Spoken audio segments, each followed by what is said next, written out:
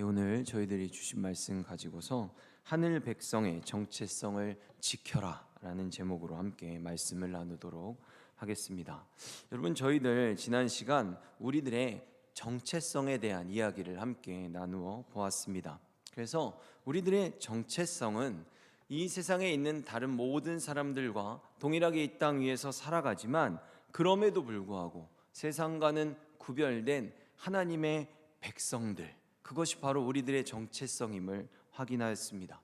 그리고 그 정체성을 찾는 방법은 바로 나를 버리고 나의 삶의 중심에 주님을 세우는 것이었습니다. 그리고 주님께서는 이런 하나님의 백성다운 삶을 살아가게 하시기 위해서 그 종되었던 애굽으로부터, 그 악한 환경으로부터 우리를 끌어내어서 가나안 땅으로 인도해 주셨습니다. 그리고 오늘의 본문은 이런 하늘 백성의 정체성을 이제 그 가나안 땅에서 살아갈 때 잃어버리지 말아야 할 것을 경고하고 있습니다. 그래서 그것을 위해 필요한 조치들을 하나씩 알려주고 있습니다. 가장 먼저는 가나안 7족속을 진멸해야 한다라고 말하고 있습니다. 이는 하나님의 백성들로 하여금 가나안의 그 문화 속, 그 우상 숭배의 문화 속에 깊이 빠져 있는 그들의 생활 풍습 중에 우상과 연결되어 있지 않은 것들이 단 한 가지도 없었기 때문에 그들이 그것들을 진멸함으로써 우상 문화에 물들지 않게 하기 위함이었습니다.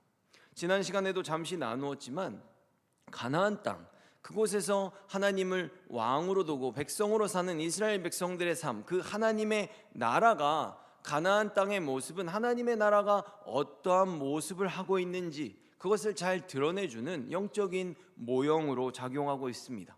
하나님을 왕으로 삼고 우리들은 그분의 백성으로 존재합니다.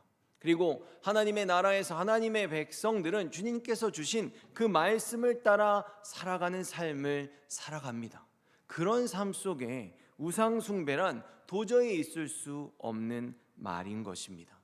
하나님은 하나님과 우리의 관계, 예수 그리스도와 우리의 관계를 신랑과 신부의 관계로 성경에서 표현해 주고 계십니다. 근데 만약에 여러분들이 결혼을 하셨어요. 그래서 집에 살고 있는데 신랑과 신부가 있는데 여러분들의 신랑이, 아니 여러분들의 신부가 다른 이성들의 사진을 집에다가 쫙 놔두고서 그것들을 굉장히 즐겨하고 있다면 여러분들은 어떠한 마음을 가지시겠습니까? 하나님께서는 지금 하나님의 나라를 세우는 데 있어서 너무나도 당연하고 너무나도 필수적인 그 명령들을 이스라엘에게 하고 계시다는 것입니다. 그리고 이러한 정체성을 지키기 위해서 허락하신 그 말씀을 허락해 주셨다고 했는데 바로 이것이 오늘의 제목이기도 합니다. 정체성을 지키기 위해서는 하나님의 말씀을 따라 살아야 하는 것입니다. 주님의 백성들은 주님의 말씀에 순종하며 살아야 합니다. 그리고 그 주님의 말씀에 순종함이 내가 주님을 얼마나 사랑하는지, 내가 그것을 얼마나 구체적으로 표현하는 그런 모습으로 드러나는 것입니다. 그러니 우리들이 굳이 누군가에게 말하지 않는다고 할지라도 내가 하나님의 말씀에 최선을 다해 순종하는 삶을 살아간다면 그들은 우리들이 하나님의 백성이라는 것을 알 수밖에 없는 것입니다. 그렇다면 지금부터는 오늘의 본문을 통해 저희들이 얻을 수 있는 중요한 영적 교훈들을 함께 다루어 보도록 하겠습니다. 첫째로, 하나님은 거룩하시니 하나님의 백성들도 거룩해야 합니다. 여러분, 일련의 세상 사람들은 하나님께서 지금 이렇게 가나안 7족속들 전체를 진멸하는 그런 모습을 보면서 참으로 무자비하고 잔인한 신이다 라고 말하기도 합니다. 그러나 저희들은 이러한 명령이, 진멸의 명령이 자비와 긍휼이 넘치시는 그런 하나님의 속성에 반대되고 있다라는 차원에서 바라보면 안 됩니다. 이것은 죄를 미워하시는 분, 그리고 거룩하신 분, 그리고 죄에 대해서는 그 어떤 예외도 없이 공의로운 심판을 행하시는 그런 하나님의 공의의 측면에서, 거룩하심의 측면에서 바라봐야 하는 입장입니다. 사실 가나안 사람들의 입장에서는 억울하다고 말할 수도 있을 것입니다. 잘 살고 있는 우리 땅으로 와가지고 왜 이 땅을 갑자기 자신의 백성들에게 준다고 하고 그것을 거부하는 우리들을 전부 다 진멸하느냐라고 물을 수도 있을 것입니다. 하지만 저희들이 이러한 측면에서 가나안 사람들의 입장을 살펴보기 위해 가장 중요하게 시작해야 되는 그 성경의 시발점은 바로 이들 모두도 노아의 후손들이라는 점입니다. 그것은 어느 누구도 부정할 수 없는 것입니다. 노아의 시대에 하나님께서는 이 땅의 죄악이 세상에 가득 찼다고 말씀하십니다. 그리고 그들의 마음으로 생각하는 모든 계획이 항상 악할 뿐임을 보셨습니다.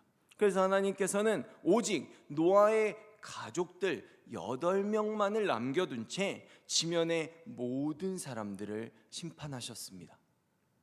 그리고 그런 두려운 심판 후에 노아의 가족들로부터 그 8명이라는 노아의 가족들로부터 이 세상의 인류는 다시 시작된 것입니다. 그렇다면 지금 이 가나안 진멸에 대한 최초의 언급은 성경 어디에 등장하고 있을까요?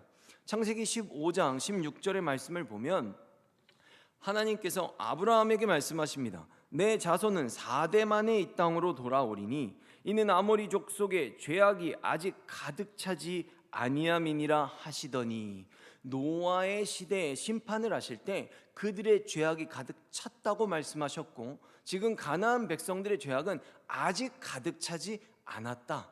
결국 심판의 때가 아직 이르지 않았다. 그러나 내가 그들을 분명히 심판할 것이다. 너의 후손들이 돌아올 때 4대 만에. 지금 그 말씀을 아브라함에게 해주고 계십니다. 이 말씀은 하나님께서 아브라함에게 주셨던 그 언약의 내용의 일부로 15장에 등장하고 있습니다. 그런데 지금 이때부터 바로 아브라함의 때부터 하나님은 가나안 심판을 예고하신 것인데 그렇다면 여러분 이 세상의 모든 사람들의 죄악이 가득 차서 인구 전체를 진멸하셨던 그 엄청난 사건, 그 사건의 그 주인공이었던 그것을 경험했던 노아와 아브라함은 얼마나 많은 차이를 갖고 있는 사람인지 한번 생각해 보도록 하겠습니다. 노아는 홍수 후에도 350년을 더 살다가 이 세상을 떠났습니다. 그리고 노아가 떠난 후에 아브라함이 불과 2년 있다가 태어났습니다. 그렇기 때문에 노아의 사망 후에 2년 후에 아브라함은 태어난 인물입니다. 그리고 성경의 창세기의 순서를 보더라도 노아와 노아의 후손들의 족보가 창세기 10장에 나옵니다. 그리고 그들이 다시금 노아의 후손들이 악을 행하는 모습을 통해 바벨탑 사건이 11장에 나오고 아브라함이 바로 12장에서 하나님께서 아브라함을 본토 친척 아비집을 떠나라 라고 부르십니다. 창세기에서도 10장과 11장, 12장에 바로 연속돼서 노아와 아브라함이 등장하고 있다는 것입니다.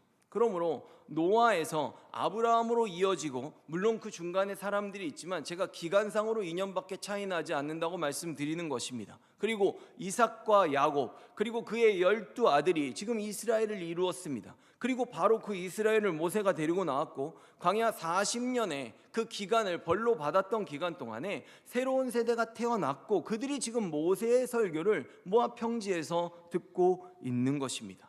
그러므로 이러한 상황에서 역사적으로 봤을 때 노아와 아브라함은 그리고 그 아브라함에게 주신 가나안 족속들에 대한 징벌에 대한 심판에 대한 예고는 노아의 시대와 그렇게 먼 나라의 이야기가 아니었다는 것입니다.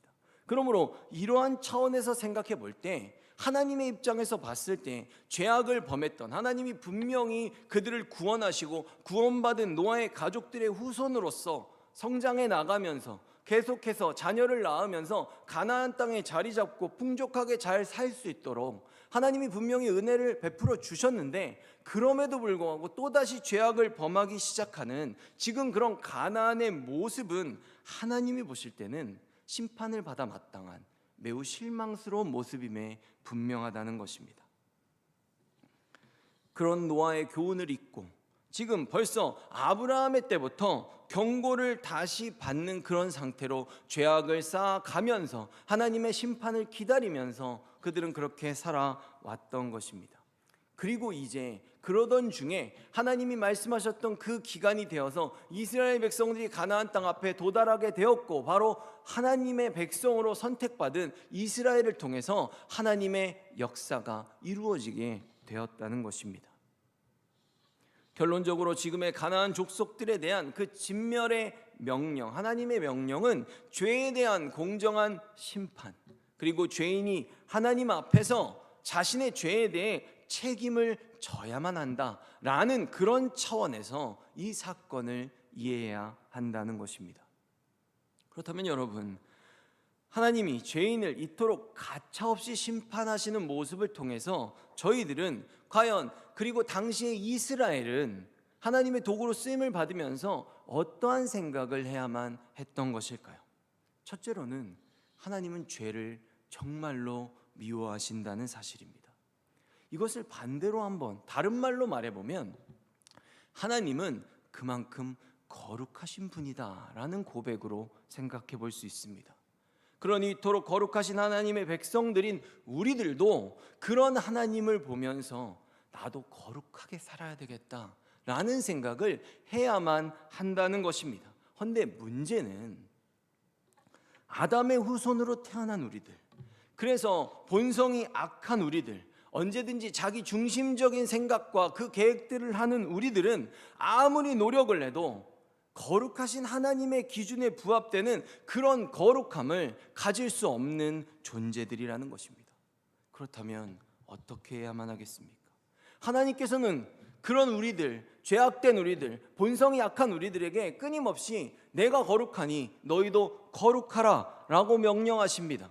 근데 우리들은 이 죄를 벗어날 수 없는 존재들입니다. 그러니 이대로 가만히 살아가다가는 나도 언젠가는 죄악이 가득 차면 하나님께 심판을 받을 수 있다라는 생각을 우리들은 지울 수 없는 것입니다.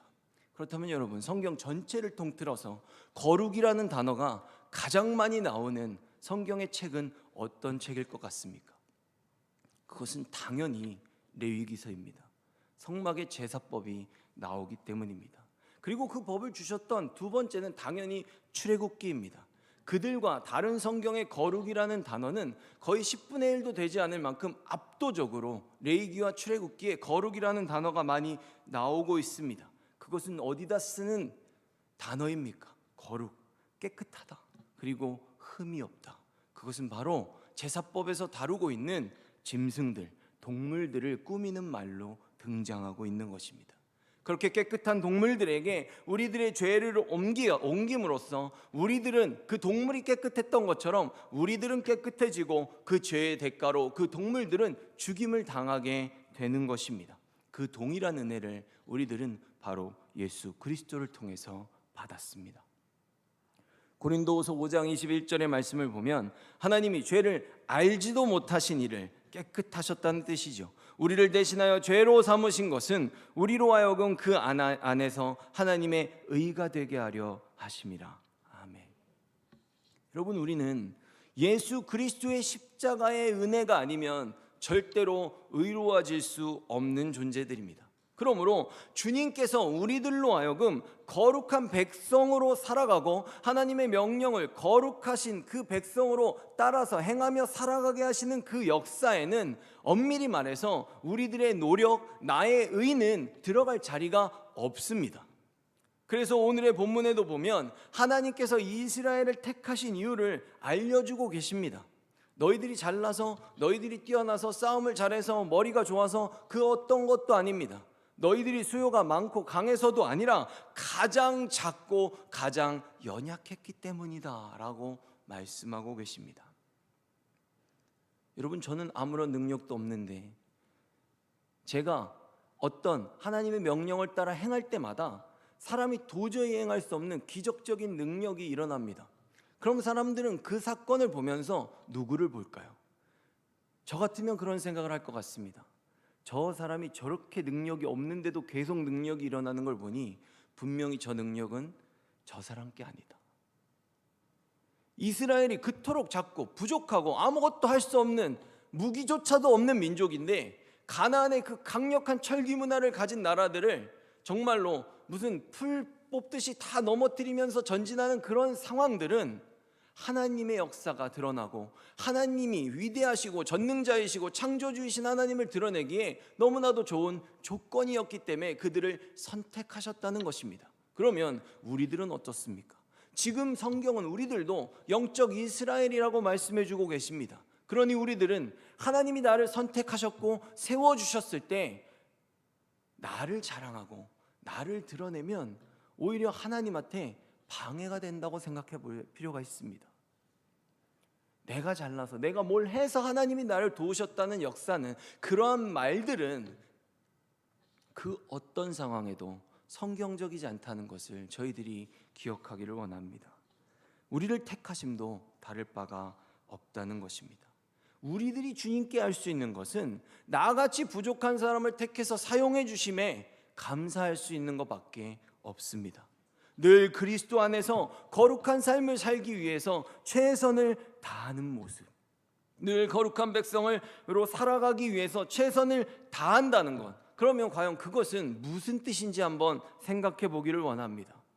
그것은 죄인의 심성을 가진 내가 더 이상 나를 사랑하지 않고 내 계획으로 살지 않고 내 생각대로 살지 않고 오직 하나님께만 집중하면서 살아가는 것입니다.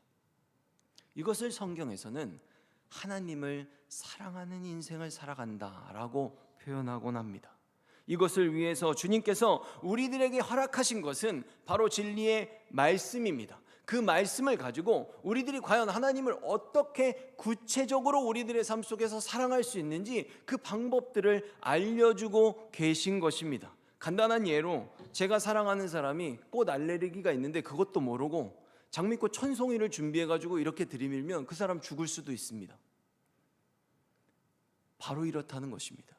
내 생각, 내가 봤을 때 내가 좋은 것으로 하나님을 섬기는 것이 아니라 하나님이 어떤 분인지 우리들에게 알려주시는 진리의 말씀대로 행하고 그것을 통해 하나님을 알고 그분의 마음을 위해, 그분의 계획을 위해, 그분의 역사를 위해 우리들이 움직일 때 하나님은 그런 우리들의 삶을 기뻐하신다는 것입니다. 그래서 주님께서는 하나님을 온전히 아는 지식이 없는 저희들에게 진리의 말씀을 주셨습니다. 그리고 그 말씀의 참된 의미를 깊이 깨달아 내 생각대로 또 그 말씀을 파는 것이 아니라 하나님의 마음 그대로 전달받을 수 있도록 주님께서는 우리들에게 성령님을 허락해 주셨습니다. 요한복음 14장 21절의 말씀을 보면 나의 계명을 지키는 자라야 나를 사랑하는 자니 나를 사랑하는 자는 내 아버지께 사랑을 받을 것이요 나도 그를 사랑하여 그에게 나를 나타내리라. 여러분, 성경은 지금 사랑한다면 행동하라 라고 말하고 있습니다. 말로만 사랑해 이러면서 아무것도 안 해주면 그 말씀대로 하나하나를 순종하며 구체적으로 사랑해야 되는데 그렇게 하지 않으면 거짓말쟁이라고 지금 성경이 말하고 있는 것입니다. 주님의 사랑을 향한 그 실천은 그러면 어떤 것을 우리들에게 주는가라고 하면 사랑을 하면 할수록 그 사랑이 우리들 안에서 점점 더 커져만 가고 그것들이 궁극에는 온전해지는 역사가 일어나게 됩니다. 요한일서 2장 3절에서 6절을 쉬운 성경으로 한번 보겠습니다. 제가 읽겠습니다. 또한 우리는 우리가 하나님의 계명들에 순종할 때 진실로 하나님을 안다고 자신 있게 말할 수 있습니다.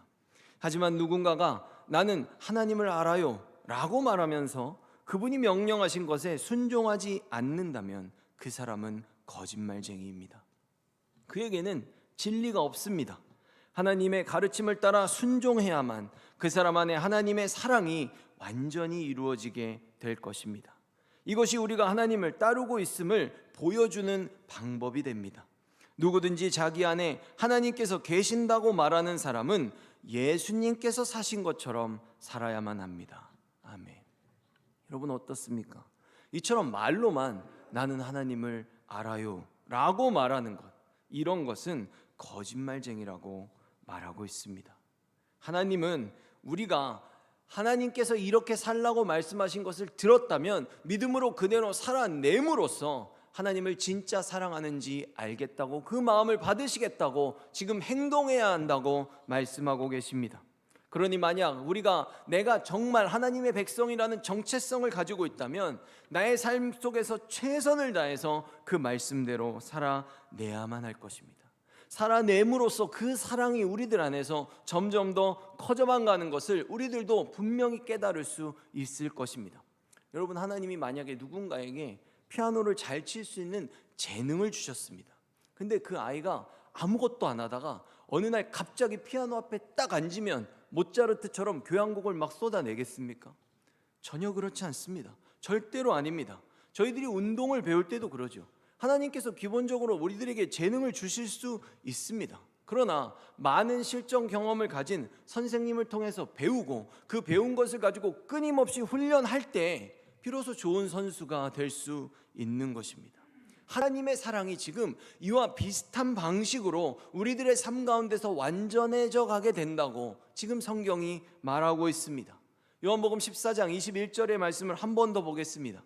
나의 계명을 지키는 자라야 나를 사랑하는 자니 나를 사랑하는 자는 내 아버지께 사랑을 받을 것이요 나도 그를 사랑하여 그에게 나를 나타내리라. 여러분, 우리는 적극적인 사랑을 하면서 상대를 더 알아가는 것입니다.